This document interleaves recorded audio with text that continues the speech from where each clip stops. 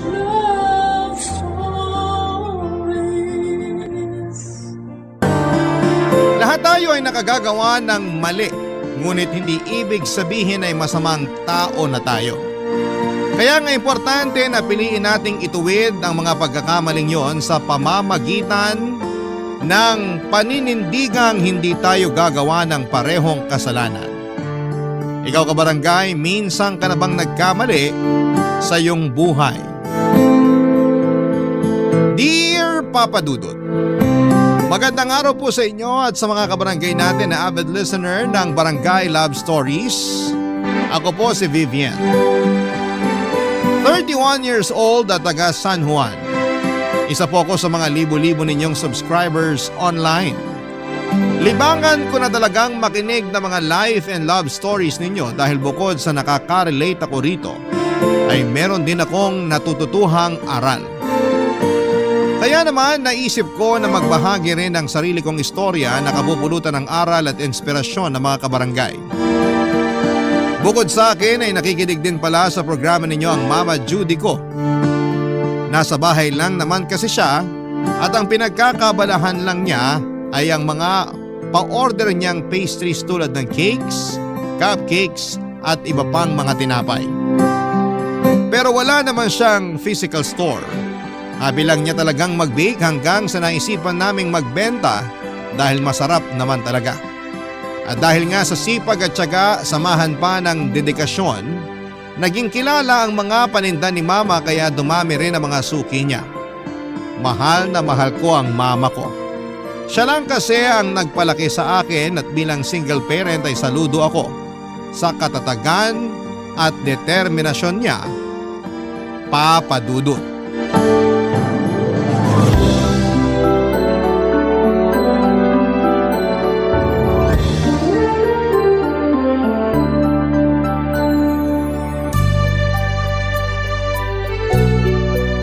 Sakto na ba to? Ilan nga ba order ni Kumare? Hi, Ma! Oh, nandiyan ka na pala, nak. Late ka yata nakauwi. Opo. As usual, heavy traffic. Weekend na kasi. Pero buti na lang walang pasok bukas. Makakapagpahinga ako from corporate work. Oo nga. Kumain ka na. Nagluto ko ng paborito mong adobo. Wow! The best ka talaga! Pero mamaya na ako kakain. Gusto ko munang ilapat sa sofa tong likod ko. Ay, grabe, ang sarap! Kung makareact naman to, akala mo matanda na. Sobrang sakit pa ng likod mo? Bata-bata mo pa. Pag naranasan nyo mag-commute, hindi nyo na masasabing bata pa ako. Kasi naman, bago ako nakasakay ng UV kanina, pumila muna ako ng pagkahaba-haba. Ilang oras din akong tumayo kaya pati binti ko nangangalay na.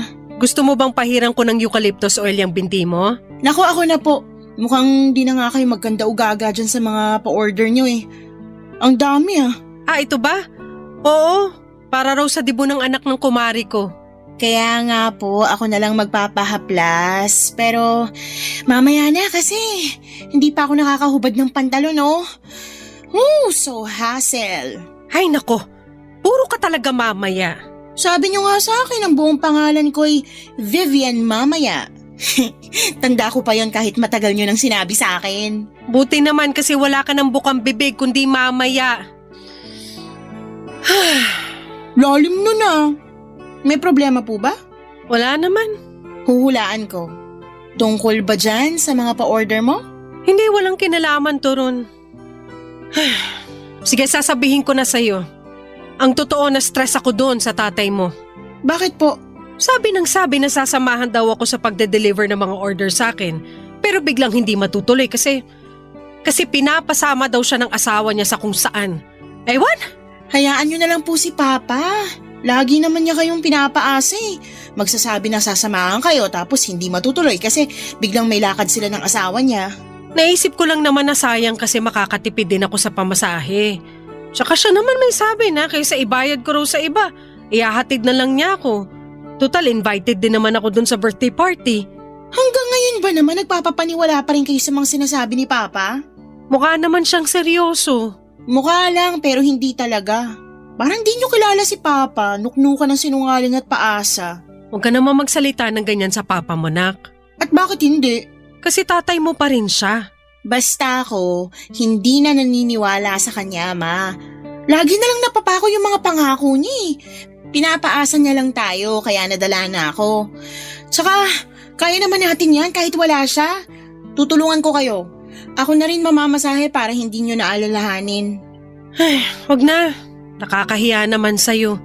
Mapapagastos ka pa. Wala pong kaso sa akin yun. Tsaka, pwede po bang tigilan nyo na yung pakikipag-usap nyo kay Papa? I mean, baka kasi malaman na naman ng asawa niya na may communication kayo tapos sumugod na naman yung dito't manggulo. Ayoko na pong maulit na pumunta siya rito tapos pinagsalitaan tayo na masama't masakit. Hindi ko lang kasi mapigilang kausapin ng papa mo. May mga araw kasi na namimiss ko talaga siya. Hindi pa po ba ako sapat? Ano bang sinasabi mo? Siyempre sapat ka na. Yun naman po pala eh. Kaya sana tama na. Tigilan nyo ng paghahabol kay Papa kasi kahit anong gawin natin, hindi niya tayo magiging priority. Kaya nga ako, hindi ko na siya masyadong iniisip eh. Para hindi na rin ako nasasaktan. Sinanay ko na lang sarili ko na wala akong tatay. Sana po ganun din gawin nyo. Mag-move on na kayo sa kanya kasi sino lang ba tayo sa buhay niya? Alam mo, tama ka. Dapat talaga matagal ko nang pinutol ang communication namin eh. At hindi na ako pumayag na kausapin niya. Tama ka, nak. Salamat sa pagpapaalala mo sa akin. Walang anuman po. Basta, kaya natin at masaya tayo kahit tayo lang dalawa. Papa Dudut, mabait at mapagmahal ang mama ko. Pero aminado siyang naging mapusok noong kabataan niya, kaya siya naging kabit o kirida. Hindi ako proud na ganon ang mama ko pero habang tumatanda ako ay na-realize ko na biktima lang din siya ng sitwasyon. At lahat yon ay sinisisi ko sa tatay ko. Aminado naman si mama na medyo utu-utu siya pagdating sa pag-ibig lalo na kung kusa yung binigay sa kanya ng isang tao. Bagay na hindi niya naranasan noon sa strikto at masungit niyang mga magulang. Kaya nga nung dumating ang papa ko sa buhay niya, akala niya ay magkakaroon na raw ng happy ending yung love story nila. Hanggang sa nalaman niyang pamilyado na tong tao at sakto nung mga panahong yon ay pinagbubuntis na niya ako. Simula nung nalaman ng asawa ni Papa na nag-i-exist si Mama ay walang araw na hindi nito ginulo ang buhay ng nanay ko. At mas lalo lang itong nagngit-ngit sa galit noong nalaman niyang nagdadalang tao ito. Inaway niya si Mama, iniinsulto at pinagsasalitaan ng masama katulad ng mababang uri raw na klase ng babae. Walang class, cheap at pumapatol sa may asawa. Pasalamat na lang ako sa tatay ko kasi hindi niya kami inabandona. Binigyan niya kami ng apartment na tinitirhan namin hanggang ngayon habang siya ang nagbabayad ng renta. Pero hindi siya nakatira sa apartment kasama namin dahil hindi naman niya kami totoong pamilya. Doon na nga nagsimula ang pagtatampo ko sa tatay ko. Tapos nadagdagan lang yon nung sinabi sa akin ni Mama yung totoo naming estado sa buhay niya. Fast forward. Lumaki akong walang father figure kaya aaminin kong naging sabik ako sa pagmamahal ng isang ama. Nagkaroon ako ng daddy issues na masasabi kong naman ako sa mama ko. Nag-enjoy akong makarinig ng validation mula sa mga professor kong lalaki noong college ako. Pero at the same time ay ilag din ako sa kanila. Ewan ko, Papa Dudut, pero meron akong thinking na manloloko lahat ng lalaki, kaya nga NBSB ako. Nagbago na lamang lahat noong makilala ko si Tommy, supervisor namin sa pinagtatrabaho kong private company bilang admin staff, Papa Dudut.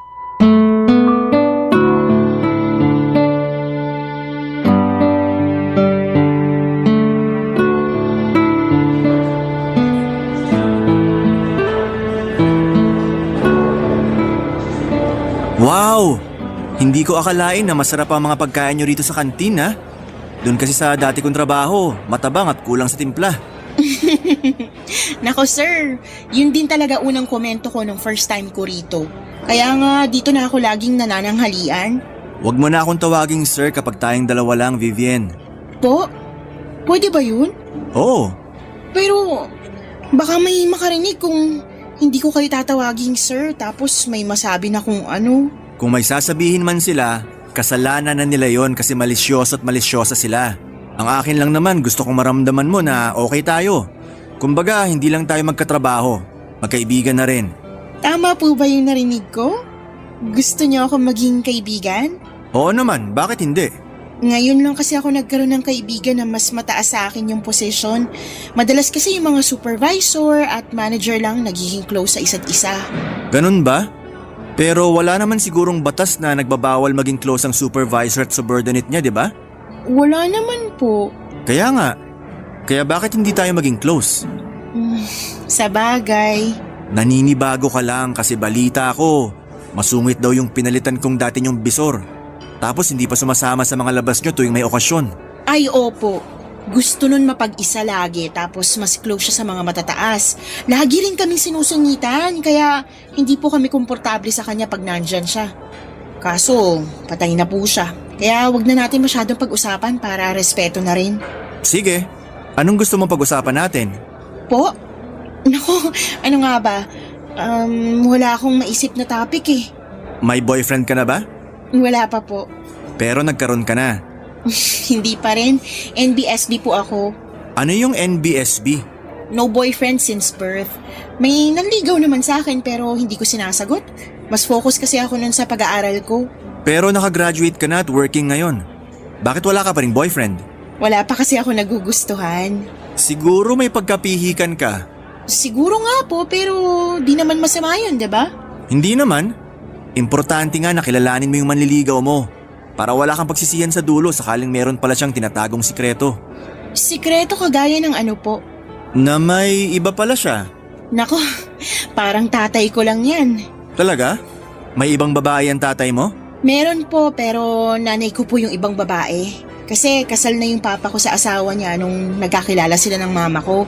Tapos ayun, nabuntis niya si mama at pinagrenta kami ng apartment. Pero hindi namin siya kasama kasi nga may pamilya talaga siya. Ang lungkot naman nun.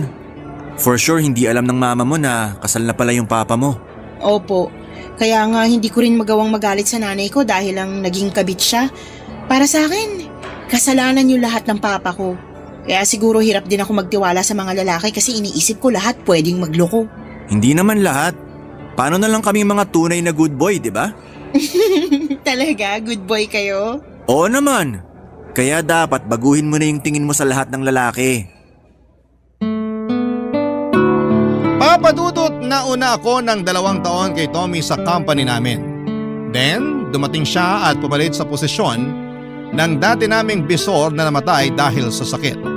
Mas matanda sa akin si Tommy ng 10 taon. 35 na siya ng mga panahong yon samantalang ako ay 25 years old. Pero kahit na ganoon ang agwat ng edad namin, masasabi kong nagja-jive kami. In fact, halos lahat ng subordinate niya ay kasundo niya rin. Pero sa aming lahat ako lang talaga yung natatanging kaklose niya. Bukod doon ay magaling makisama si Tommy. Mas magaling pa siya sa pinalitan niyang bisor namin. Kahit na yung pinakapasaway naming empleyado ay nakakasundo niya. Charismatic din kasi siya, gwapo, moreno, matangkad at may dimple sa magkabilang pisngi. Napaka-expressive din ng mga mata ni Tommy. Sa katunayan ay para akong naingkanto kapag tinititigan ko ang mga yon. Tapos ay sasabayan pa niya ng makalaglag panty na mga ngiti. Para akong maiihi sa kilig, papadudot. Ewan ko ba pero simula nang makilala ko si Tommy at naging close kami ay biglang nagbago ang pananaw ko sa mga lalaki. Siguro hindi naman lahat katulad ng tatay kong manloloko, papadudot. Barangay Love Stories. Barangay Love Stories.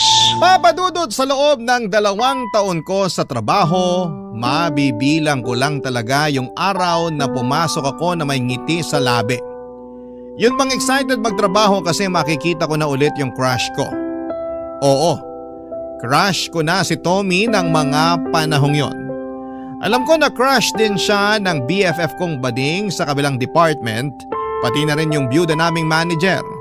At kahit na nga yung lady guard naming titibo-tibo ay naobserbahan kong todo ang ngiti at pa-cute kapag nagka-clock in at clock out si Sir Tommy. Grabe, ang harot-harot at ang sarap kurutin sa singit. Pero tiwala naman ako na mas marami pa rin ang atensyon na nakukuha ko mula kay Tommy. Dati sobrang saya ko na kapag pinupuri niya yung suot kong damit kasi bagay daw sa akin. O di kaya naman ay sinasabihan niya akong blooming kapag naka-makeup ako. Maganda pa rin naman daw ako kahit simpleng pulbos lang pero mas lalong gumaganda kapag nanapatan na ng kolorete ang mukha. Kaya nga kahit na hindi ako mahilig mag-makeup ay inaral ko talaga para sa kanya, Papa Dudut. Lahat ng pagbabago kong yon sa loob lang ng 2 buwan ay hindi nga nakalusot sa mapag-obserba kong nanay, Papa Dudut.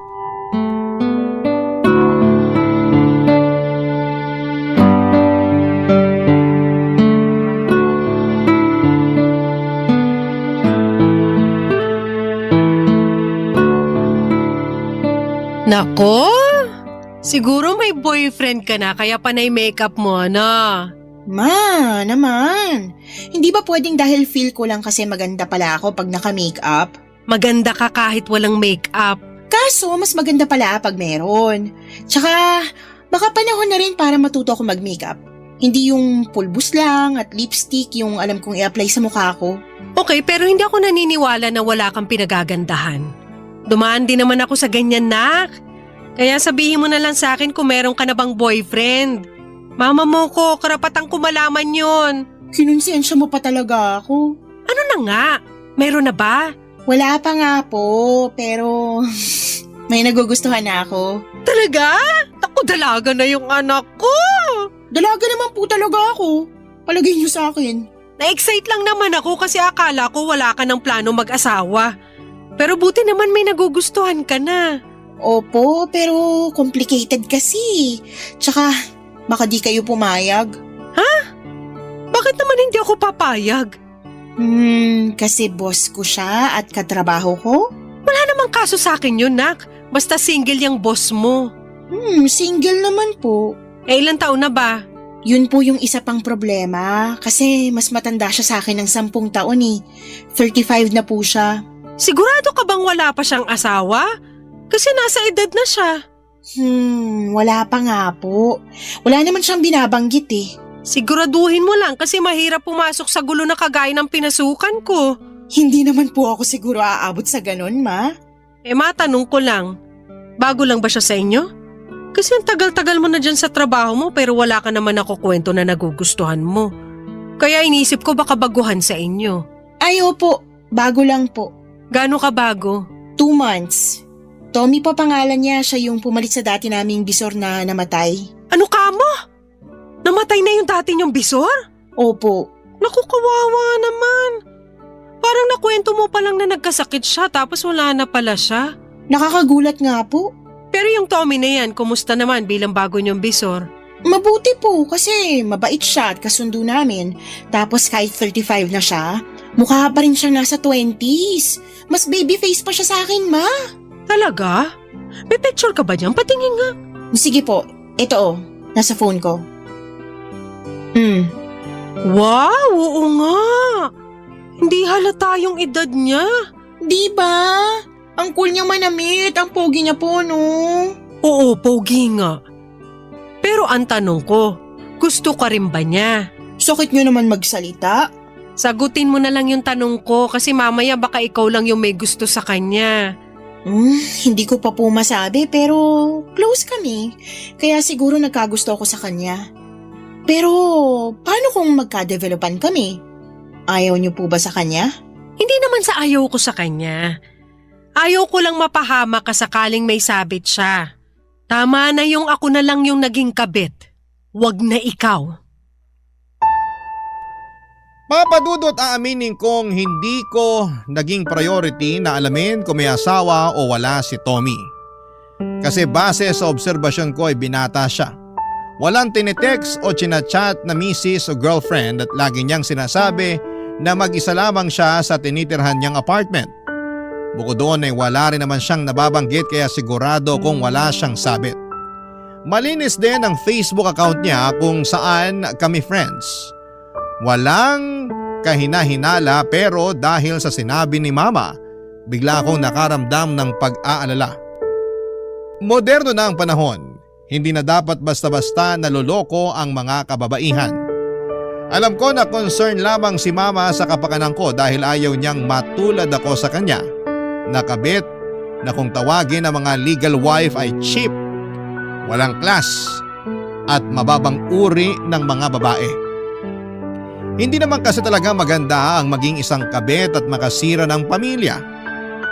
Alam ko kasi yung pakiramdam na simula pagkabata ay tampulan ng tukso ng mga kaklase ko dahil wala kong tatay dahil kabit lang daw ang nanay ko. Kaya nga never akong pumasok sa relasyon kasi natatakot akong magkamali. Pero ewan ko, nang dumating si Tommy sa buhay ko ay para kong ibon na nakawala sa hawla at naging malaya. At gusto ko ang pakiramdam na yon kaya naman tinuloy ko pa rin ang feelings ko sa kanya. Kahit na may agam-agam ako sa dibdib. Hinayaan kong magka-developan kami ni Tommy Papadudot. Inakit ko siya hanggang sa umamin siya sa akin na nagugustuhan na niya ako. Siyempre sinunggabang ko na yung pagkakataon na agad ding umamin sa kanya. Naging kami pero nakiusap siya sa akin na itago muna namin ang aming relasyon. Lalo na at pinagbabawal yon sa opisina namin. Kaya nang pagkalipas lamang ng 2 linggo ay may nalaman ako na labis na nagpaguho ng aking mundo. Kasal na pala si Tommy at nakabakasyon lang sa ibang bansa ang asawa niya. Nalaman ko yon nang makita ko ang wedding picture nila sa drawer niya nang minsan niya akong sinama sa apartment niya, Papadudot.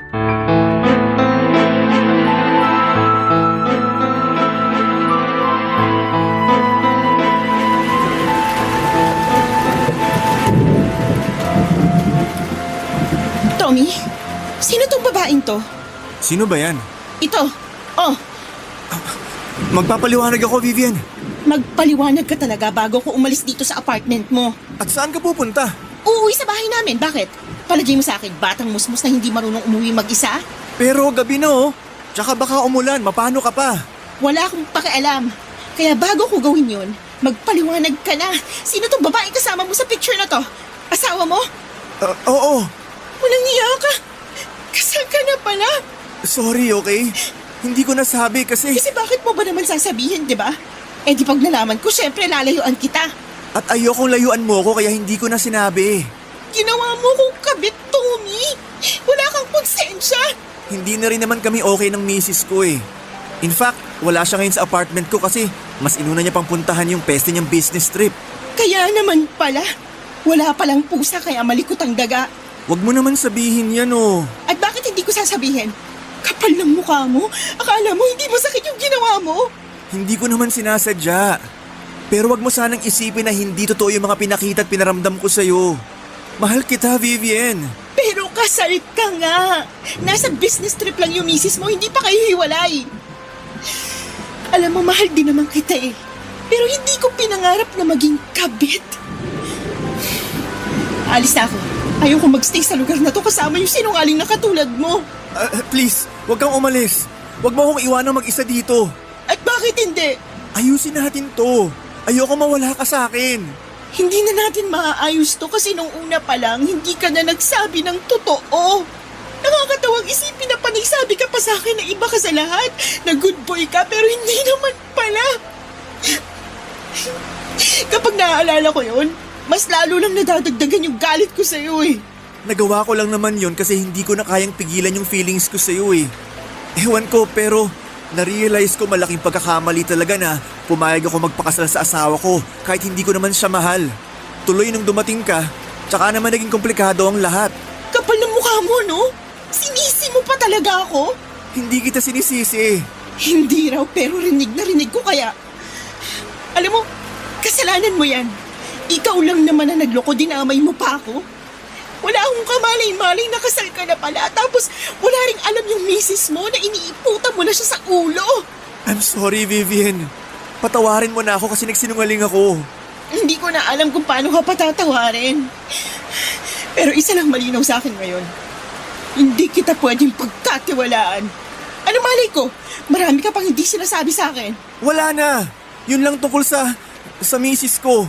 Wow! Akala mo yata maliit na bagay yung tungkol sa misis mo, no? Vivian naman.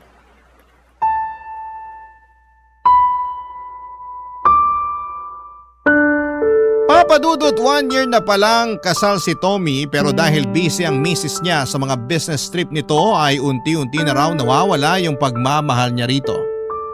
At lahat ng yon ay napunta na raw sa akin kaya naman ayaw niyang pumayag na maghiwalay kami. Mahal ko na rin naman siya noon at masakit talaga sa akin na tapusin ang aming relasyon. Pero ayokong maging isang kabit. Mali ang maging kabit at kahit kailan ay hindi yun magiging tama kahit na sabihin mong nagmamahalan pa kayo ng taong gustong gusto mo. Pero matigas ang ulo ni Tommy. Hindi niya tinanggap ang pakikipaghiwalay ko. Mas naging mapilit pa siya sa akin. Buti na lamang at profesional pa rin siyang kumilos sa trabaho kaya hindi halata na may something sa aming dalawa. Pero pansin na rin ng mga kasamahan ko sa trabaho na iniiwasan ko siya. Minsan ayoko na talagang pumasok sa opisina kasi makikita ko na naman siya. Nakakatawa na dati-rati inspired at excited po ako na makita ko siya pero matapos kong malaman ang lahat ay parang gusto ko na lamang mag-awol at hindi na magpakita pa sa pinagtatrabahuhan naming dalawa, Papa Dudut. Barangay Love Stories. Barangay Love Stories. Papa Dudut, dahil makulit at mapilit si Tommy ay pinagbigyan ko siya na makipagkita sa kanya noong nagsabi siya na gusto niya akong makausap. Sakto weekend kaya nagpunta kami sa isang restaurant sa Tagaytay. Nag-lunch at nag-usap. Sinabi na naman niya na wala siyang masamang intensyon sa akin at handa siyang itama anuman ang pagkakamali niya sa aming relasyon. Doon na siya nangako na makikipaghiwalay sa asawa niya sa lalong madaling panahon. Naramdaman ko naman yung sinseridad niya sa bawat salitang binitawan niya, Papa Dudut. Sa katunayan ay naging masaya ako sa pag-uusap namin yon habang kumakain. Hindi ko na lamang namalayan na hinahawakan niya yung kamay ko sa kalagitnaan ng pag-uusap namin. At hinayaan ko lang yon dahil masarap sa pakiramdam. Inihatid naman ako ni Tommy sa bahay namin kasi inabot na kami ng gabi. Alalang-alala si Mama at akala niya ay napano na raw ako. Hindi kasi ako nakapagsabi sa kanya kung saan ako pumunta. Nagsinungaling na lamang ako na may nilakad. Butit hindi na masyadong nagtanong pa ang nanay ko. Nagpatuloy ang relasyon namin ni Tommy pero habang tumatagal, imbes na maging masaya ay unti-unti akong kinakain ng konsensya.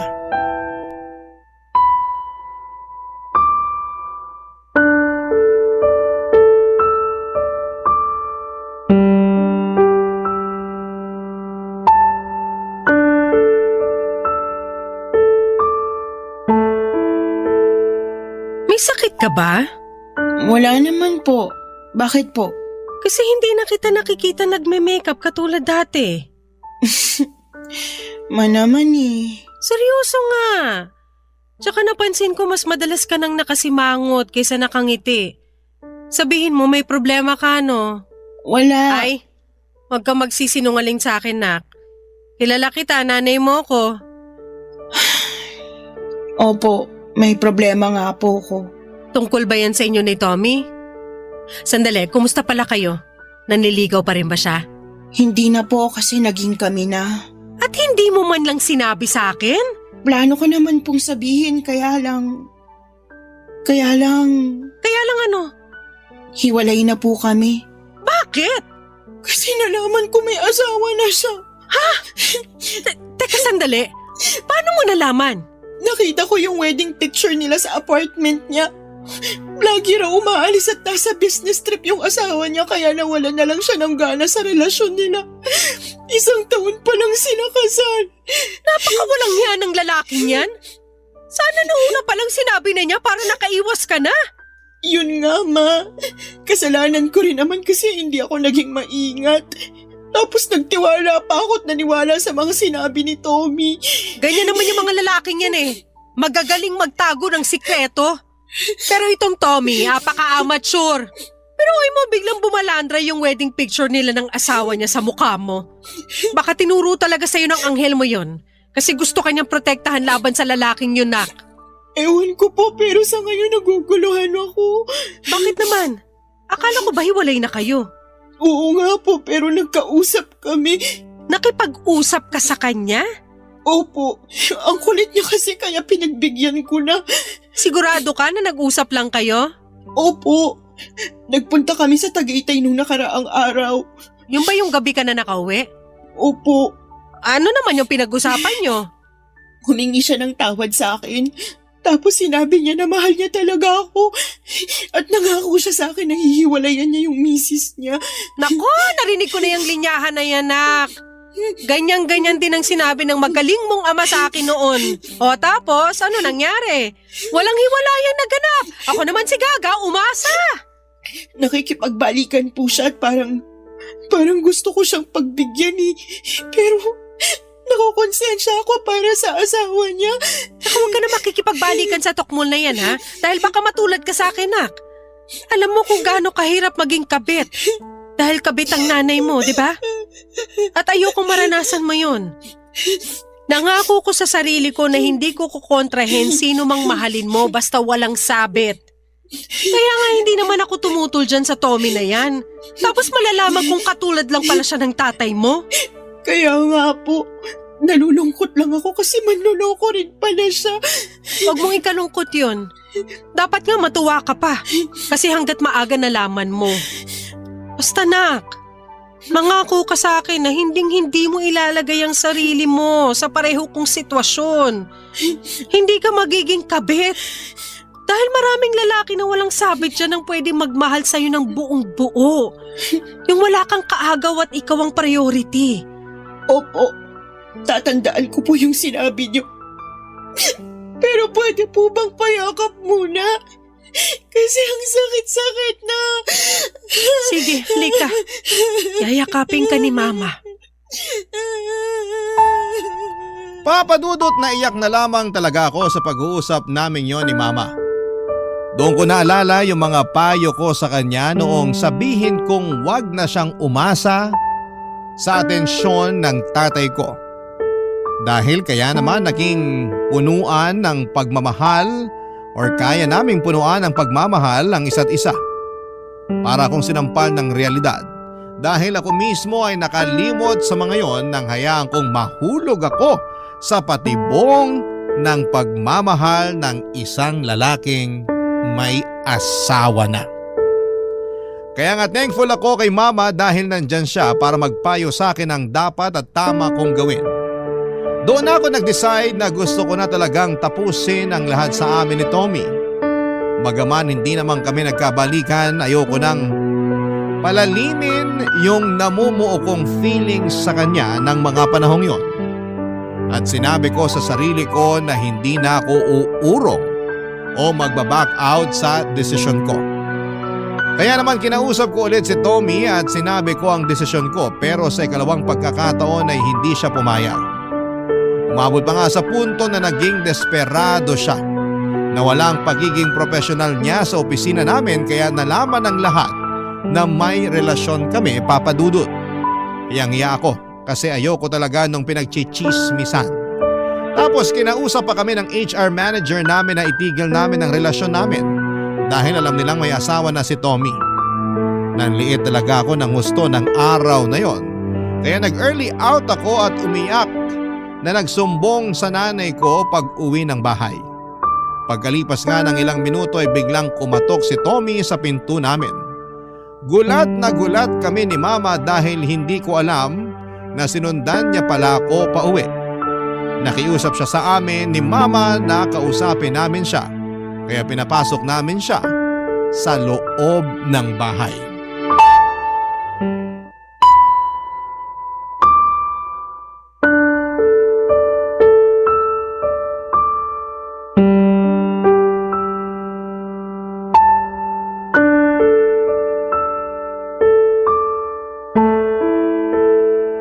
Ano pa bang gusto mong pag-usapan natin? Hindi pa ba sapat yung kasunduan natin sa office na ititigil na natin kung anong meron sa atin? Pero hindi ko kaya. Anong hindi mo kaya? Baliw ka na ba? Baliw na kung baliw pero oo. Anong magagawa ko? Mahal na nga kita. Tigilan mo yung pagsasabi mo na mahal mo yung anak ko matapos mo siyang gawing kabit. Hindi niyo po kasi naiintindihan, tita. Anong hindi ko naiintindihan? Sige nga, ipaliwanag mo. Mahal ko nga po yung anak niyo. Tsaka nangako naman ako kay Vivian na hihiwalayin ko yung misis ko kasi ayaw ko na sa kanya. Kung makapagsalita ka, para nagpapalit ka lang ng damit Nakapagluma na o hindi kaya nagsawa ka na, ayawan mo na? Ganyan ba talaga kayo makasinungaling at manloloko? Para naman kayong baliw, tite. Ano sinabi mo? Bakit mo sinabihan ng baliw si Mama? Hirap kasi paintindihin niyang nanay mo.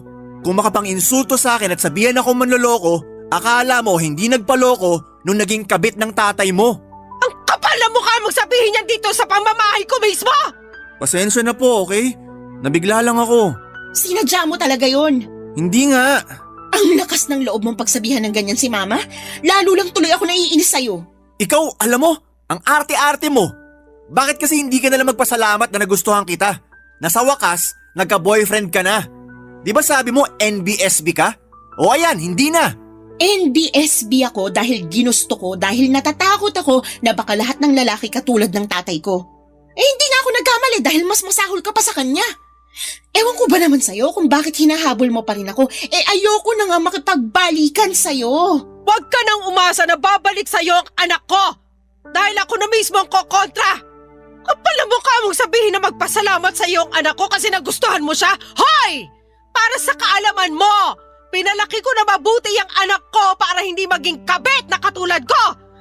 Kasi alam ko yung hirap ng pagiging kabit! Alam ko rin na mali! Kaya nga gusto ko yung itama! Tapos bigla ka susulpot sa buhay niya? Para lang gawin siyang kabit? Nasaan ang konsensya mong lalaki ka? Ginusto rin naman ng anak niyo yon. Kaya dapat sisihin niyo rin siya. Anong ginusto? Hindi ko ginusto maging kabit mo. Kaya nga nung nalaman kong kasal ka na nakipaghiwalay na ako sa'yo, diba? Pero makulit ka. Ayaw mo at pinilit mo pa akong kausapin para makipagbalikan. Walang alam ang anak ko! Binilog mo lang yung ulo niya! Hindi ko nakasalanan kung may pagka-utu-utu yung anak mo. Anong sinabi mo? Kapal ang mukha mo! Akala ko ba nagpunta ka rito kasi gusto mo makipag-usap? Pero bakit ngayon bigla mo na lang kaming iniinsulto at dito pa talaga sa pamamahay namin? Oo nga, pero nagbago na isip ko. Ang arte mo kasi. Hindi ko na alam kung paano pa kita makukumbinsi. Sa pinagsasasabi mong yan sa amin ng mama ko, mas nadadagdagan lang yung dahilan para layuan na talaga kita. Yung tipong kahit pagkakaibigan, hindi ko ibibigay sa katulad mo. Umalis ka na sa bahay namin, Tommy! Tigilan mo na rin ang anak ko, kundi ipapabulis kita! Papa Dudut, umalis din si Tommy sa bahay namin at naiwan kaming nanginginig sa galit ni Mama. Ang kapal ng mukha niyang insultuhin ang nanay ko at pagmukhaing mababang uri ng babae. Dahil lang naging kabit ito. Wala siyang alam sa pinagdadaanan namin at hindi niya alam na lumuha ng balde-balde ang nanay ko nang dahil sa tatay ko. Kaya wala siyang karapatan na pagsalitaan ng ganon si Mama. Nang araw na yon ay galit na galit ako kay Tommy at magpahanggang sa ngayon ay kinamumuhian ko siya. Gusto kong gumanti sa kanya, gusto ko siyang isumbong sa asawa niya pero hindi ko na ginawa dahil pinayuhan ako ni Mama na baka balikan ako ng misis niya. Na mas paniwalaan nito si Tommy dahil certified sinungaling yon at magaling magpaikot. Kaya nga nanahimik na lamang ako. Mabuti na lang kasi at hindi na regular si Tommy sa posisyon niya dahil sa mga reklamo sa kanya ng iba pang mga empleyado tungkol sa pambabastos.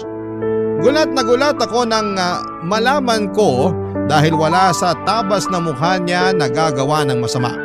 Pero mukhang nagkamali ako kasi may sa demonyo pala ang ugali niya. Malaki ang pagsisisi ko dahil minsan ako naging kabit. Pero pinarealize sa akin ni Mama na araw-araw ay pwede ako magbagong buhay. At isang araw or isa raw na katapangan na pinili kong ituwid ang aking pagkakamali. Sa kasalukuyan ay may boyfriend na ako na walang sabit at mahal na mahal ako. Ang kwento ko ay isang paalala sa mga kababaihan na huwag nating itolerate ang mali at huwag nating hayaan ang sarili natin na mag-settle for less. Huwag tayong maging cheap o chiphanga. Ayon nga sa BFF kong bading. Dahil ang mga kababaihan ay parang isang obrang maestra. Kailangang paghirapan bago nila makuha ang ating puso. Hanggang dito na lamang po ang aking sulat, Papa Dudut, at sana'y kinapulutan po ito ng aral at inspirasyon ng mga kabarangay natin. God bless sa Barangay Love Stories and more power sa inyong estasyon. Ang inyong forever kapuso at kabarangay, Vivian. Barangay Love Stories. Barangay Love Stories. Kwentuhan naman tayo dito sa comment section. Nagustuhan ng iyong napakinggan? Ituloy yan via live stream sa www.gmanetwork.com/radio. Barangay LS 97.1 forever.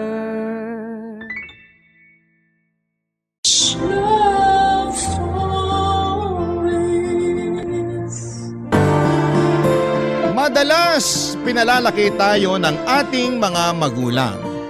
Minsan sila ang pinalalaki natin. May kasabihan nga na mas mahirap pang turuan ang matatanda kesa sa mga bata. Ikaw kabarangay, marunong ka bang makinig sa payo ng nakababata sa'yo? Dear Papa Dudut, maagang nagmamature ang isang bata kapag hindi nagagampanan ng tama ng mga magulang ang responsibilidad nila sa kanilang mga anak. Yan ang eksaktong karanasan ko sa buhay na gusto kong ibahagi sa programa ninyong Barangay Love Stories.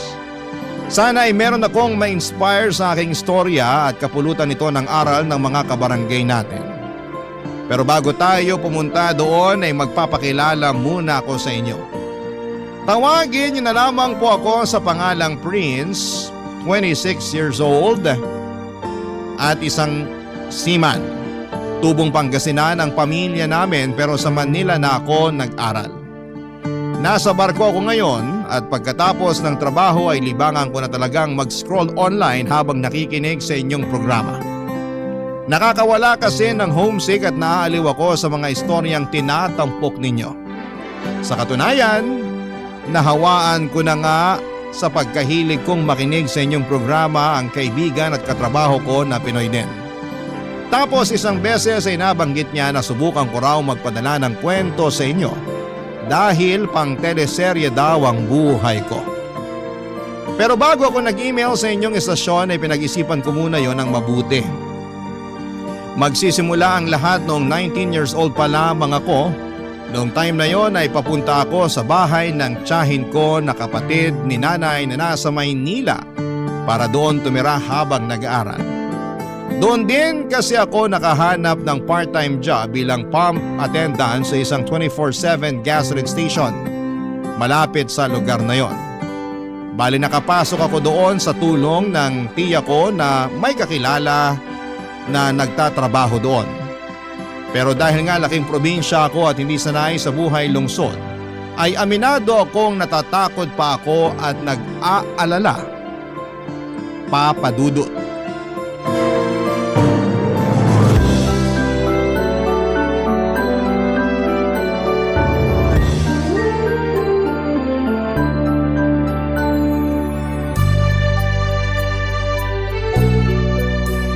Baka naman pagdating mo sa Manila mag-girlfriend ka kagad, naka? Na hindi naman po pagka-girlfriend ang ipupunta ko ron.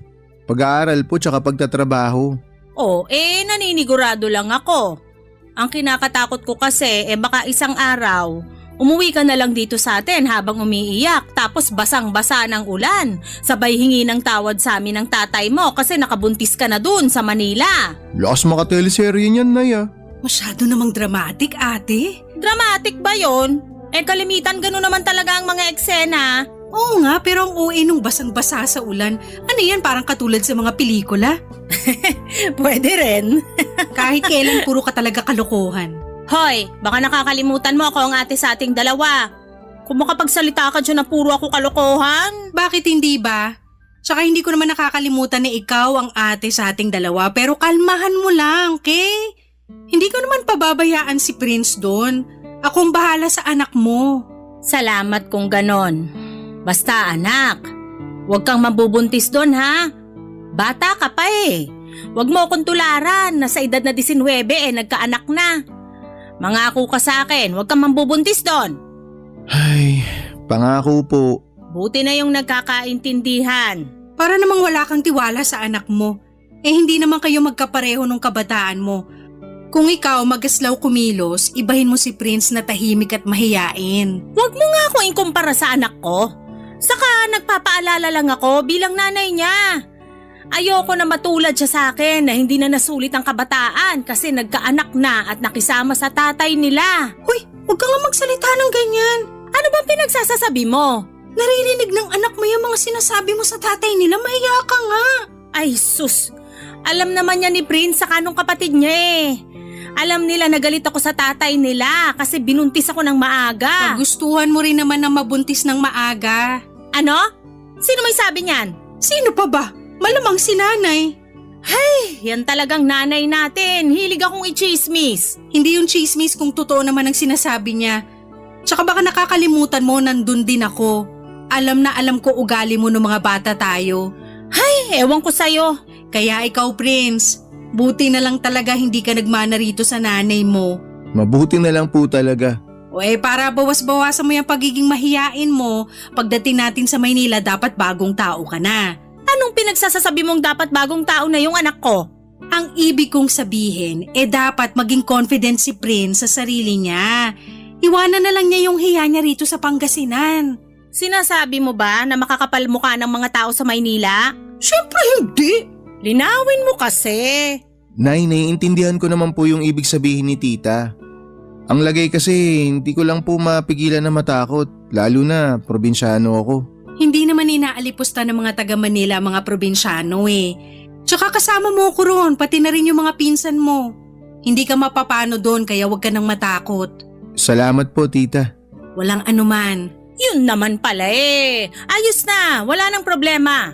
Magpakalalaki ka lang, nak. Magiging maayos ka doon. Ano ba namang klaseng payo yan, ate? Ano na naman bang mali sa sinabi ko, ha? Para kasing wala ka nang sinabing matino.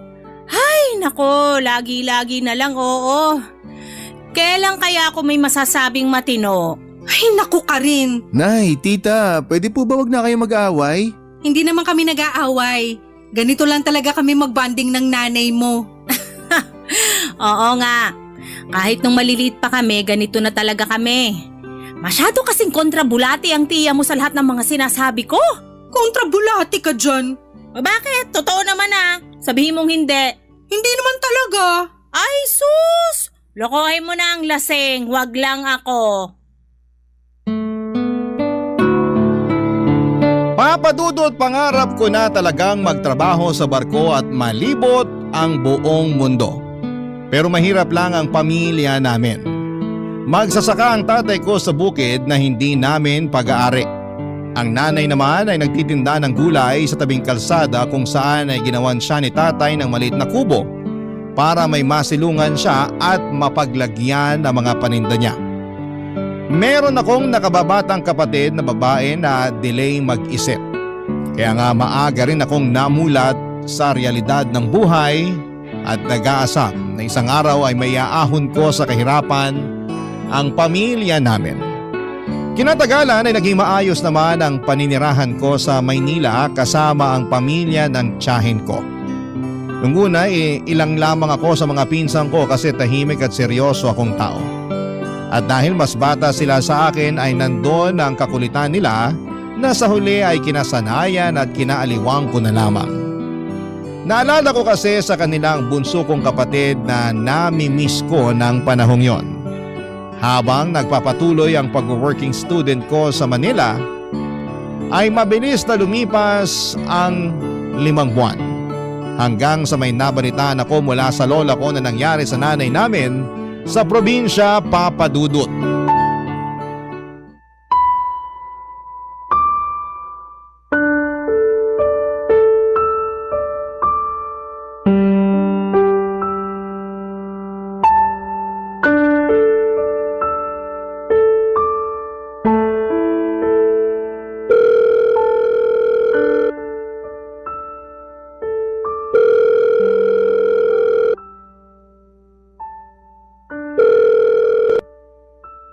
Oh, hello, Nak!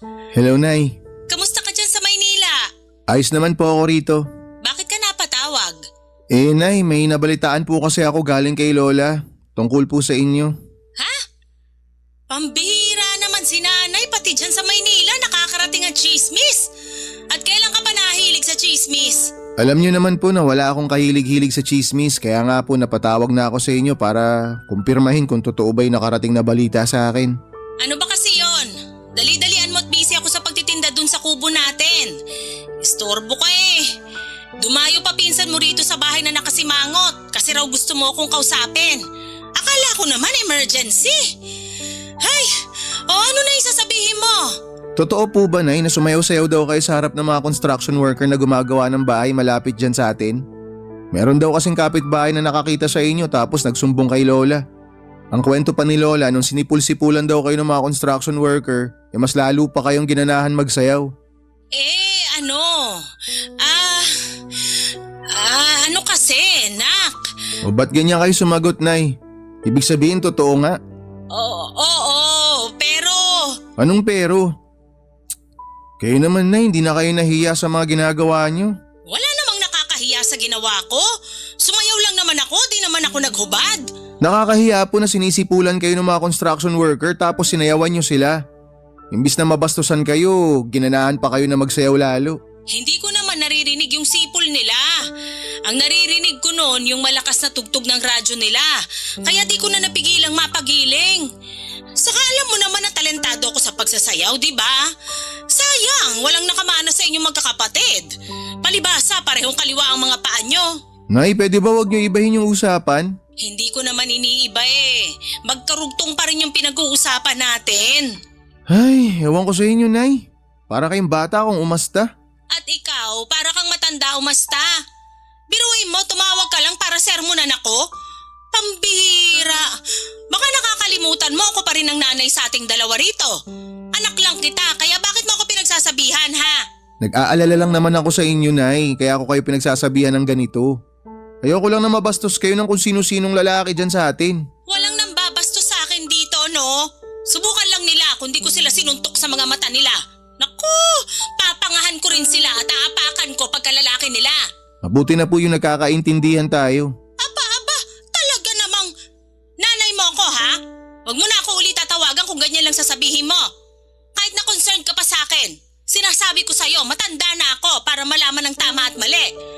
At sa pagkakaalam ko, walang mali sa ginawa ko. Kung natuwa sa akin yung mga construction worker at napasipol pa sa sayaw ko, edi mabuti. At least naaliw ko sila. Nakapagbigay saya tong nanay mo. Kung ganong klase ng pagpapasaya po yung sinasabi nyo, mabuti pa wag na lang. Ikaw naman, masyado kang konserbatibo. Dapat nga po kayo yung mas konserbatibo sa akin eh, dahil babae kayo, nanay pa kayo. Hindi lahat ng babae konserbatibo, no? Ibahin mo ako kasi hindi ako ganon. Saka, naiinis na ako ha. Wala na ba tayong ibang pag-uusapan kundi yan tungkol sa sumbong sa'yo ng lola mo? Kasi kung oo, abay sinasayang mo lang laway ko. Ay, sorry po, Nay. Sorry ka dyan. Sa susunod mag-isip ka muna bago ka tumawag dito sa atin. Lalo na kung hindi naman pagkakakitaan yung sasabihin mo. Alam mo namang mas mahalaga ngayon ng pera lalo't nagigipit na kami rito. Po? Di ba kapapadala ko lang sa inyo nung nakaraang linggo? Magkano lang ba yon? Sige nga. Akala mo sandamakmak yung pinadala mo kung makapagtanong ka ng ganyan. Sa susunod, pwede bang laki-lakihan mo naman padala mo, Nak? Nay, alam niyo naman na part-time lang ako dito, di ba? Yung sumusobra lang po sa sahod ko, yung kaya kong ipadala sa inyo. Hey, kaya nga wag mo nang sayangin ang oras ko dahil kailangan ko pang magtinda doon. Sige na, ibababa ko na to. Masyado ka madaldal. Kaloka kang bata ka. Bye! Papadudot masakit na ang ulo ko bago ko pa lamang kausapin si nanay noon sa cellphone at mas lalo pang nadagdagan ang sakit ng ulo ko matapos ng pag-uusap namin. Na-stress talaga ako sa kanya dahil para siyang bata na nagpapasaway ng mga panahong yon. Napaisip tuloy ako kung sino sa kanila ng bunso kong kapatid ang delay mag-isip. Kaunting background lang sa nanay ko, 19 years old pa lamang siya nang pinanganak ako. Kaya naman 38 years old pa lamang siya ng panahong yon. Base sa mga kwento ni Lola at ng tiyahin ko, noong kabataan daw ng nanay ko ay talagang lapitin na siya ng mga kalalakihan sa barangay namin. Yung ibang araw ay dayo pa. Maganda kasi si nanay kaso'y magaslaw kumilos kaya laging tinatawag na maharot ni Lola. Pero nagbago ang lahat nang nabuntis siya ni tatay at pinagsama sila sa iisang bubong. Bata pa lang ay naririnig ko na ang madalas na pagtatalo ng mga magulang ko. At ang dahilan noon ay ang paninisi ni nanay kay tatay dahil maaga raw siya nitong binuntis. Kaya hindi na niya nasulit ang kanyang pagiging dalaga. Barangay Love Stories. Barangay Love Stories. Papadudot, hindi regular na umuwi sa bahay namin si tatay dahil malayo ang bukid na pinagsasakahan niya. Madalas stay-in siya sa maliit na kubo na tinayo niya doon ng 2 o 3 araw. Kaya naman kami lang 3 ni nanay at nakababata kong kapatid na babae ang magkakasama noon sa maliit naming bahay. At nung umalis nga ako, sinananay na lamang at ang kapatid ko ang naiwan. Alam ko naman na walang perpektong pamilya kaya sobra ang lungkot ko sa mga balita na nakarating sa akin tungkol sa pamilya namin. Bukod kasi sa nauna na naming pinagtalunan ni nanay sa cellphone ay may nalaman pa ako mula kina Lola na dahilan kung bakit nagngingit-ngit ako sa galit ng panahon na yon. Nakarating din kasi sa kaalaman ko na hinahayaan lang daw ng nanay namin na mag-boyfriend ang kapatid ko kahit na minor de edad pa lamang siya. Bilang kuya, nagwo-worry ako ng husto para sa nakababata kong kapatid kaya nga tinawagan ko ulit si nanay para kumprontahin at tanungin tungkol sa iba pang balita na nakarating sa akin, Papadudot.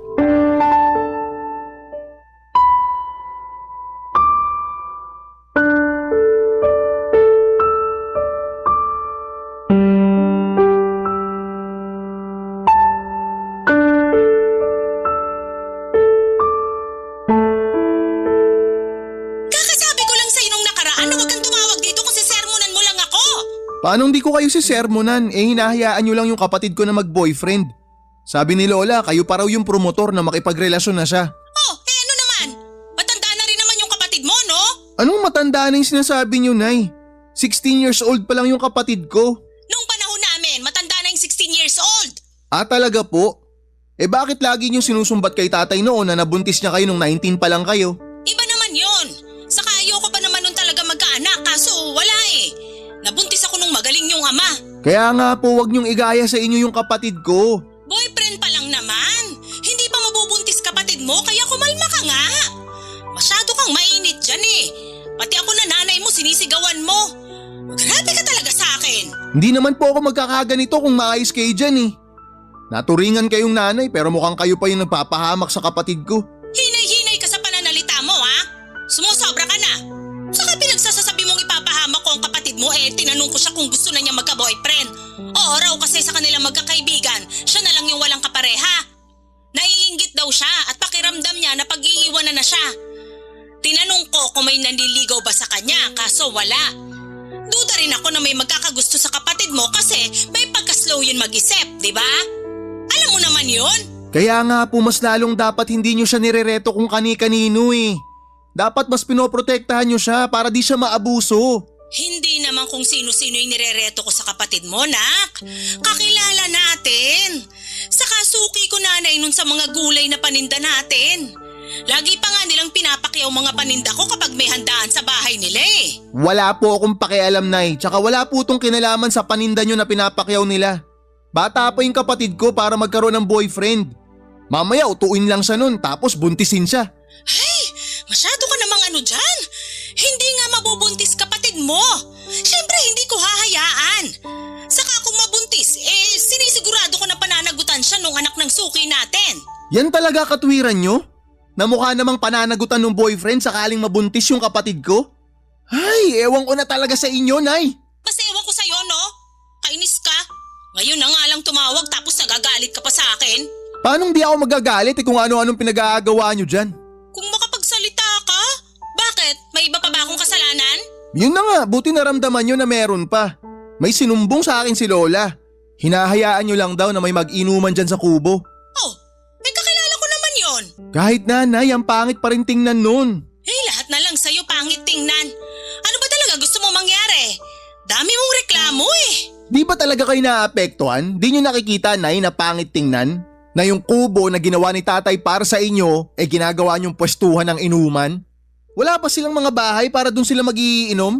Meron, pero pinakiusapan ako na doon na lang daw sila mag-iinom kasi wala yatang bakante sa bahay nila. Sakto, hindi rin naman ako nagtitinda kaya hinayaan ko na lang. Wala naman silang sinira o ninakaw bukod sa wala namang mananakaw dun sa kubo na ginawa ng tatay mo. Nay, bakit grabe naman yung tiwala nyo sa mga kung sino-sino dyan? Pinapapasok nyo pa talaga sa bahay para lang mag-inuman. Bakit naman hindi? Matagal na ako nakatira rito. Baka nakakalimutan mo na dito na ako pinanganak at lumaki sa barangay natin. Kaya halos kilala ko na lahat ng mga tao rito. Yung mga nag-iinuman sa kubo natin, mga kumpare namin ng tatay mo dahil inaanak namin yung mga anak nila. Hey, hirap sa'yo, masyado kang mainit agad dyan. Tapos kung ano-ano agad pumapasok sa isip mo. Alam mo, huwag kang masyado nagpapapaniwala sa lola mo sa kung anong chinichismis niya sa'yo kasi yung iba doon, imbento lang niya. Paano hindi ako maniniwala sa kanya, Nay? Maski siya nagagalit na, nag-aalala pa. Huwag mo nga kaming masyadong alalahanin dito. Ayos lang kami, no? At upagin mo dyan yung pag-aaral mo, hindi yung pinoproblema mo pa yung hindi naman talaga problema.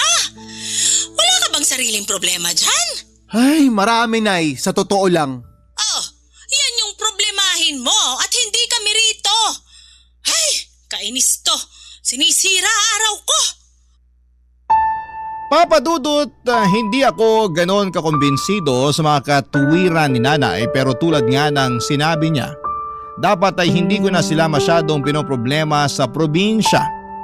Totoo rin naman dahil apektado ako sa mga nalaman kong balita tungkol sa kanila.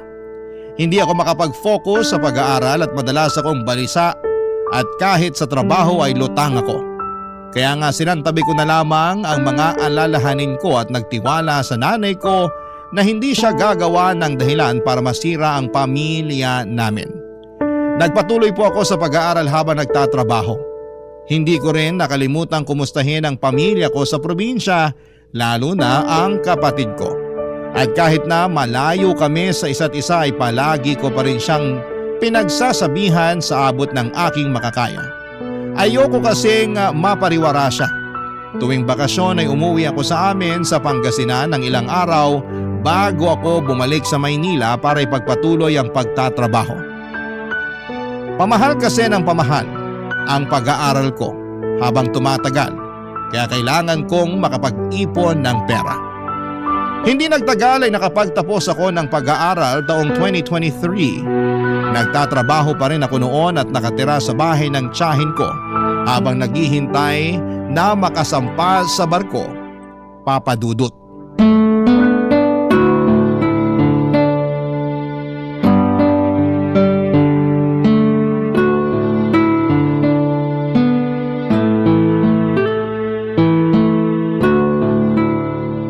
Pasensya ka na, Prince, kasi hindi pa natutuloy yung sampa mo sa barko. Nagkaproblema kasi yung kakilala ko kaya hindi ka pa mailakad sa agency nila. Okay lang po yun, tita. Wala naman po tayong magagawa kung yun po yung nangyari. Oo biglaan kasing pagkakasakit niya pero nangako naman siya na pag gumaling siya, asikasuhin daw niya agad yung requirements mo. Yun pa lang po na gusto niya akong tulungan, tita. Malaking bagay na po yun para sa akin kaya nagpapasalamat po ako ng marami. Sa ngayon maghintay na lang muna tayo at magdasal na wag masyadong tumagal yung proseso. Yun po yung ginagawa ko kahit na sobra akong pinipressure ni nanay. Bakit? Anong ginawa ng nanay mo? Tawag po siya ng tawag sa akin, tanong ng tanong kung kailan daw po ako makakasampa. Gusto na raw po niya kasing ipagawa yung bahay namin. Tapos nung binalita ako na wala pa, na kailangan pa maghintay, kung ano-ano pong masasakit na salita yung sinabi sa akin. Aba talaga naman yung nanay mo, Prince! Gusto mo bang tawagan ko yan para pagsabihan? Sumusobra na akala mo kung sino. Wag na po tita, mag-aaway lang kayo ni nanay pag nagkataon, hayaan nyo na. Awayin ko talaga yung nanay mo dahil mali na i-pressure ka niya at pagsalitaan ng masasakit. Pero naisip ko po na tama rin naman po yung mga sinabi niya. Bakit? Ano bang sinabi niya? Na mahina raw po ako dumiskarte kaya po ako napag-iiwanan. Ang layo na po ng usad ng mga kaklase ko Nabanggit ko kasi na yung ibang mga kabatch ko nakasampa na ng barko. Sira ulo pala yung nanay mo Halatang walang alam sa mundo. Kalmahan niyo lang po muna tita. Tsaka makikiusap po sana ako na wag naman po kayo magsalita ng ganyan tungkol kay nanay. Sorry pero nakakainis Akala niya siguro napakadali ng kalakaran sa pagsampa ng barko. Bakit hindi niya muna alamin bago kanya pagsalitaan ng ganyan? Kapi ko na babae, nako! Baka desperado lang po talaga siya na mapagawa yung bahay namin. Nung nakaraan po kasi nagreklamo siya na grabe na raw po yung tulo ng bubungan. Hindi na kaya ng mga panapal na ginagamit ni tatay. Kailangan na raw po talagang palitan. Tsaka tita, alam niyo naman po 'di ba na pangarap ko po talaga na maipaayos yung bahay namin. Oo naman. Bata ka palang nakita ko na sa'yo na determinado kang umasenso sa buhay. Kaya nga hindi na ako nagdalawang isip na tulungan ka noon. Pero kalmahan mo lang. Huwag ka masyadong gigil kasi kadalasan pag nagmamadali ang isang tao, madalas dun pa nagkakamali. Tsaka ilang buwan pa lang naman ang nakakalipas simula nakagraduate ka. Kahit paano may kinikita ka naman dun sa trabaho mo. Naniniwala ako na ang oportunidad ay nandyan lang sa malapit.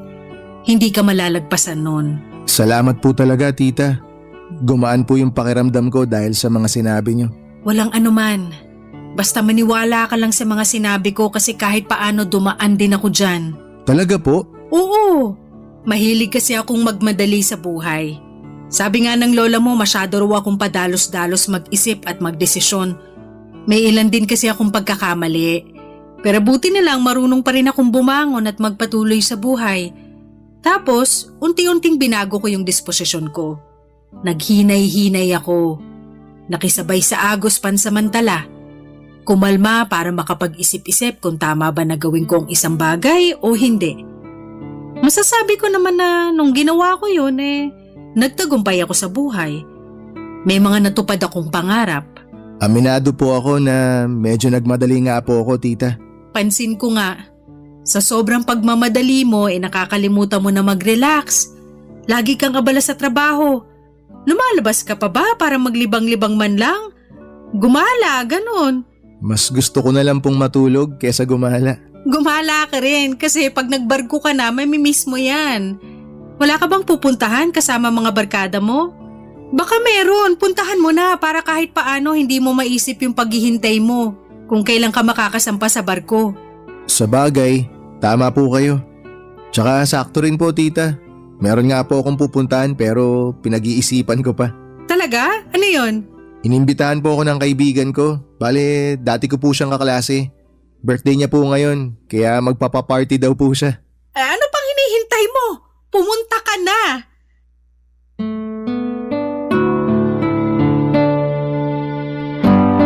Papadudot nalungkot talaga ako noong hindi natuloy ang pagsampa ko sa barko pero buti na lamang at dinamayan ako ng tiyahin ko.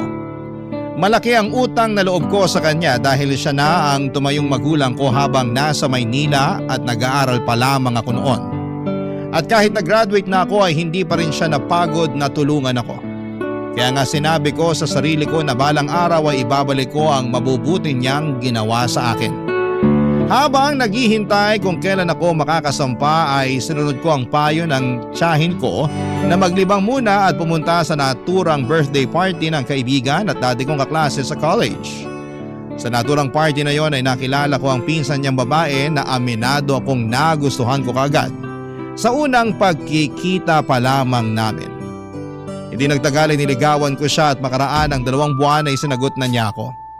Masaya ako dahil nagkaroon ako ng inspirasyon para magpatuloy at magsumikap sa buhay, Papa Dudut. Barangay Love Stories. Barangay Love Stories. Papa Dudut, mas matanda sa akin ang 3 taon ng girlfriend ko. Bali 27 years old na siya ng panahong yon at single mother.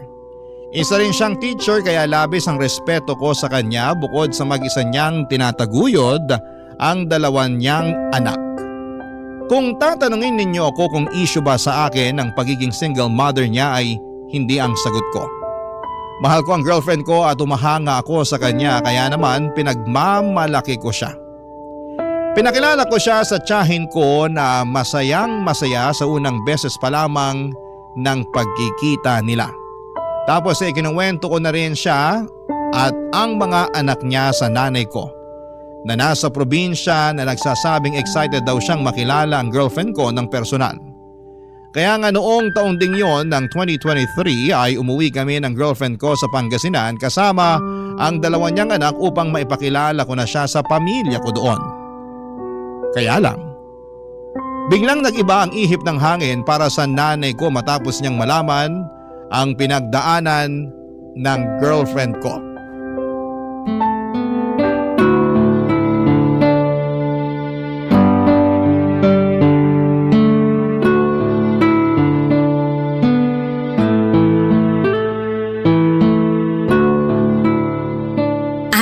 Nak, lika muna dito sa kusina.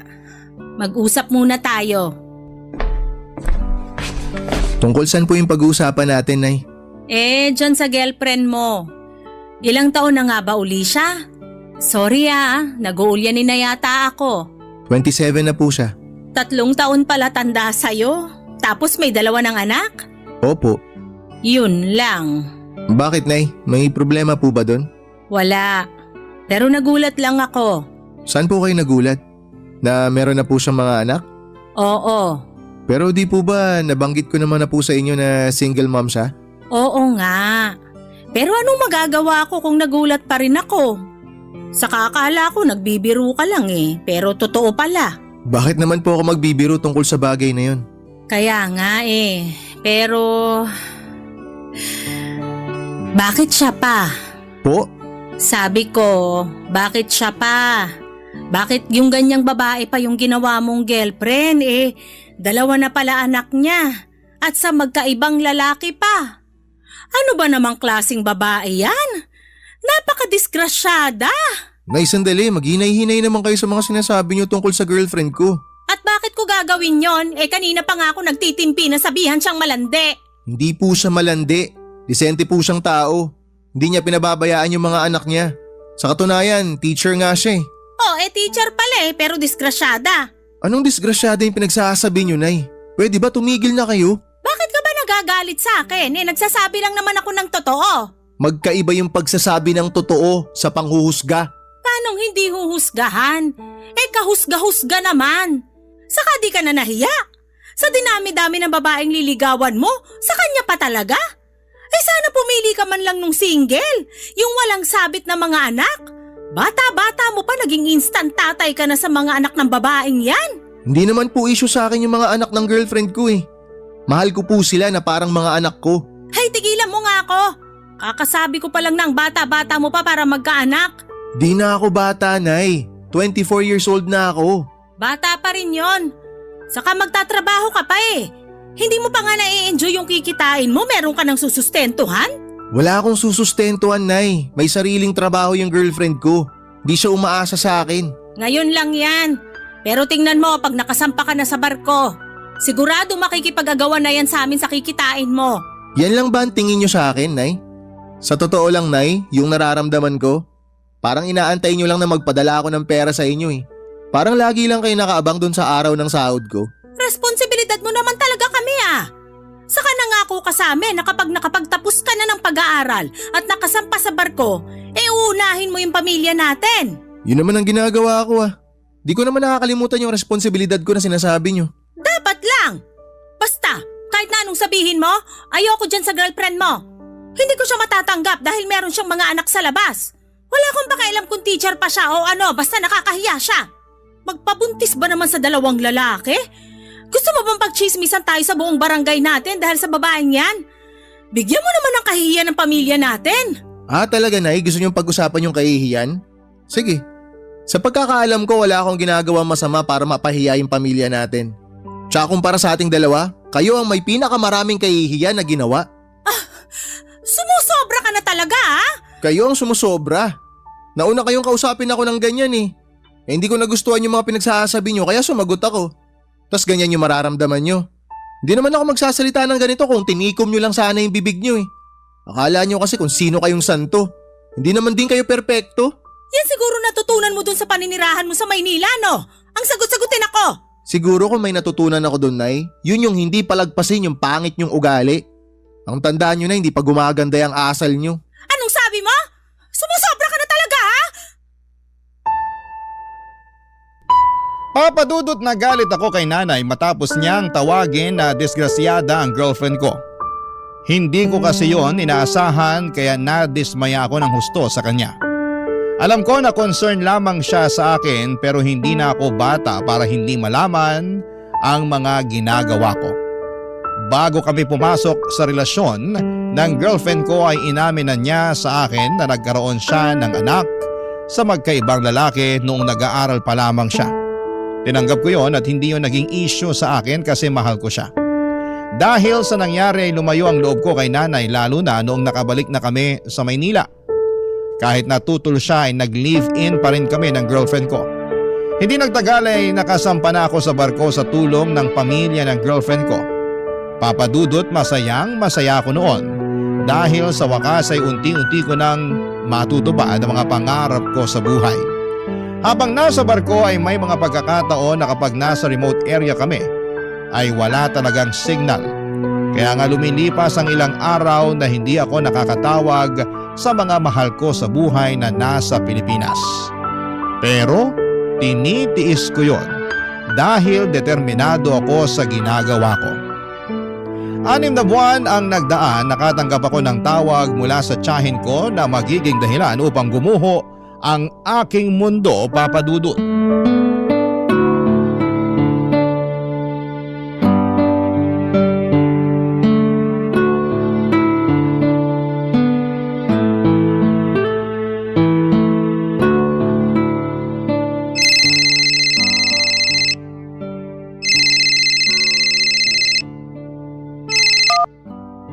Hello po, tita. Hello, Prince? Naku, buti na kontak na kita. Pasensya na po kayo, hirap kami sa signal nung mga nakaraang araw. May nadaanan po kasi kaming bagyo. Nakadaong kami ngayon, tita, kaya may signal dito. Kaya nga buti na lang sinwerte rin. Nung nakarang araw pa kasi kita gustong makausap. May ibabalita kasi ako. Tungkol saan po, tita? Si tita naman, sabihin nyo na, ano po ba yon? Tungkol sa nanay mo. Ano pong meron sa nanay ko? May nangyari po ba? Meron siyang kagagahan na ginawa pero kami-kami lang ang nakakaalam. Hindi to alam ng tatay mo kaya sana kumalma ka lang muna ha. Tita, hindi ko po maipapangako nakakalma ako. Depende po yan sa sasabihin nyo. Pasensya ka na, problema agad ang pumungad sa'yo. Pero naisip ko kailangan mo kasi itong malaman. Kaya nga po sabihin nyo na, tita. Ano po bang ginawa ni nanay? Nahuli kasi siya ng lola mo na may kinakalantaring iba dun sa kubo nyo na pinaglalagyan ng panindan yung gulay. Namukhaan daw ng lola mo yung lalaki at hindi yun yung tatay nyo. Ha? Sino po yung lalaki, tita? Suki ng nanay mo. Yung kumpare niya, Kuno. Sigurado po ba kayo dyan? Baka naman po namalikmata lang si lola. Hindi lang daw niya kasi isang beses nahuli na may milagrong ginagawa doon pa mismo sa kubo sa kalaliman ng gabi. Mga 3 beses na raw. Syempre wala dyan yung tatay niyo, di ba? Kaya ayun, malayang nagagawa ng nanay niyo yung gusto niyang gawin. Hindi ko akalain na magagawa yan ni nanay. Hindi na siya nahiya. Pero hindi lang yun ang nangyari na dapat mong malaman kasi meron pa na sa tingin ko mas malaking problema eh. Ano po yung mas malaking problema na yan, tita? Buntis ang nanay mo. Buntis siya? At naniniwala kami ng lola mo na hindi sa tatay mo yung bata sa sinapupunan niya. Kasi pinaako ni ate sa tatay niyo yung bata. At sinabi niya na anak nila yon kahit hindi. Kaya nga ang alam ng tatay niyo, nyo, nabuntis niya ang nanay nyo. Tita, hindi ako makapaniwala na magagawa ni nanay yun kay tatay. Na magagawa niya yun sa pamilya namin. Nakakahiya. Ako nga rin Hindi ko lubos maisip paano niya nasikmura na magpagalaw sa iba may asawa siyang tao. Ay. Sorry kung ngayon ko lang sinabi sa'yo. Sumitsyempo pa kasi ako Baka kasi pag uwi mo rito magulat ka na lang bigla na may kapatid ka na nang wala sa oras. Tapos nito lang din sinabi sa akin ni nanay yung totoo. Sinubukan daw niyang itago matapos siyang pakiusapan ni ate na huwag magsusumbong sa tatay niyo. Kinumpronta kasi siya ni nanay at pinaamin sa kasalanan niya. Kaya nagkaaminan sila. Hindi lang daw talaga kinaya ng konsensya ng lola mo na pagtakpan ng nanay niyo. Kaya sinabi niya sa akin. Ako naman sinabi ko sa'yo. Hindi ko po alam kung ano sasabihin, tita. Gulat na gulat pa rin ako sa binalita niyo Parang hindi pa siya napoproseso ng utak ko. Ang bilis kasi ng mga pangyayari. Pasensya ka na kung binigyan pa kita ng alalahanin dyan sa barko. Sana pala tinikom ko na lang yung bibig ko. Hindi, ayos lang po yun, tita. Mabuti nga po at naglakas kayo ng loob na sabihin sa akin Mas maganda po talaga na nalaman ko na kung ano yung totoo. Para hindi ako mukhang tanga pag uwi ko dyan. Napapaniwalain nila ako na anak nila ni tatay yung dinadala niya. Hindi ko rin alam kung anong pumasok sa isip ni ate. Kung bakit siya nagkaganon. Kung kailan siya tumanda tsaka siya gumawa ng mga bagay na ganyan. Buong akala namin ng lola niyo natuto na siya sa mga karanasan niya pero mukhang hindi pa rin pala. Papadudot pagkatapos ng pag-uusap naming yon ng tiyahin ko ay hindi ko na napigilang mapahagulhol dahil sa sama ng loob sa nanay ko. Paulit-ulit ko siyang tinatanong sa isipan ko kung bakit niya nagawa sa pamilya namin ang ganong klase ng bagay. Hindi na ba niya mahal si tatay? Hindi na ba niya kami mahal ng kapatid ko kasi kung mahal niya kami ay magpapakatino siya? Ang sakit-sakit na malayo ako sa mga mahal ko sa buhay pero kailangan kong magsakripisyo para mabigyan sila ng maayos at maginhawang buhay. Tapos ganong klaseng balita lamang ang malalaman ko. Sa katunayan ay parang nagkatroma na nga ako sa tuwing tatawag ang tiyahin o lola ko sa cellphone dahil ang nasa isipan ko ay baka may kung ano na namang pangit na balita ang sasabihin nila sa akin.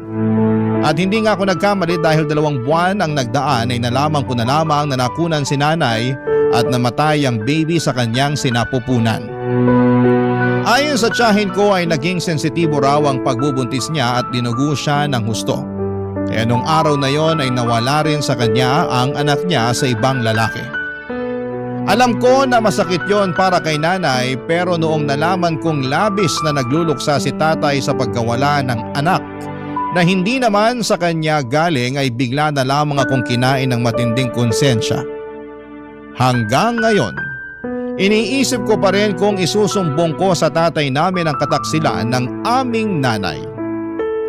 Maraming salamat po Papa Dudut sakaling mapili po ninyong i-area ang storya ng buhay ko at sana'y mapayuhan po ako ng mga kapuso natin kung dapat ko pa bang sabihin sa tatay ko ang nalalaman ko. Noong nakaraang umuwi kasi ako sa Pangasinan ay kitang-kita ko na nagluluksa pa rin ang tatay ko sa anak ni nanay sa ibang lalaki kahit na ilang buwan na ang nagdaan. Pagkatapos noon ay lalong lumalim ang galit ko sa nanay ko dahil sa kasalanan na ginawa niya sa amin. Hanggang dito na lamang po ang sulat ko and more power and God bless sa inyong istasyon. Ang inyong forever kapuso at kabarangay, Prince. Barangay Love Stories. Barangay Love Stories. Anong say mo sa Barangay Love Stories na ito? Pagkwentuhan natin sa comment section yan. Nagustuhan ng iyong napakinggan? Ituloy yan via live stream sa www.gmanetwork.com/radio. Barangay LS In Mega Manila, 97.1. Forever.